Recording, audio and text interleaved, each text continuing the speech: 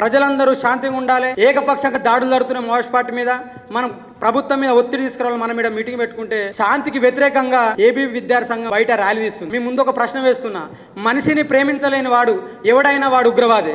వాళ్ళు ఉగ్రవాదులా, మనం ఉగ్రవాదులమా? వాళ్ళు కదా ఉగ్రవాదులు. మనిషిని ప్రేమించాలి, ఇరు వర్గాల మధ్య శాంతి రావాలి, ఈ దేశం శాంతిగా ఉండాలని చెప్పి మనం శాంతి చర్చలకు విద్యార్థుల పాత్రను మనము ప్రజల ముందు, సమాజం ముందు మనం పెడితే శాంతే వద్దు, మనుషులందరినీ చంపేయాలని చెప్పి వాళ్ళు ర్యాలీ తీస్తారు. ఈ దేశానికి ప్రధానమంత్రి నరేంద్ర మోడీ అంటారు, హోంమంత్రి అమిత్ షా అంటారు. కానీ మొన్న ఇండియా పాకిస్తాన్ యుద్ధంతో ఈ దేశ ప్రధానమంత్రి ట్రంపే, ఈ దేశ హోంమంత్రి కూడా ట్రంపే. నరేంద్ర మోడీ, అమిత్ షా వాళ్ళ చేతిలో పవర్ ఉందని నేనైతే అనుకుంటలేను. అందుకే అరుంధతి రాయ్ ఒక మాట అంటది, ఈ దేశంలో నడిచే పార్టీలన్నీ కంపెనీల పార్టీలే అన్నది, ప్రజల పార్టీలు కాదని చెప్పింది. కాబట్టి ఈ దేశంలో ప్రజల పార్టీ ఉందంటే అది ఒక మావోయిస్ట్ పార్టీ.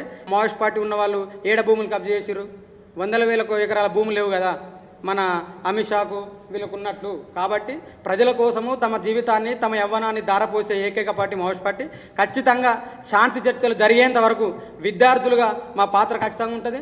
సార్ చెప్పినట్టు భవిష్యత్తులో అన్ని యూనివర్సిటీలలో కూడా శాంతి చర్చల మీద ప్రోగ్రాము నిర్వహిస్తామని, ఈ కార్యక్రమానికి వచ్చిన మీ అందరికీ మరొకసారి ప్రత్యేకమైన ధన్యవాదాలు, జై భీమ్ తెలియజేసుకుంటూ నేను సెలవు తీసుకుంటున్నాను. Thank you. జై భీమ్.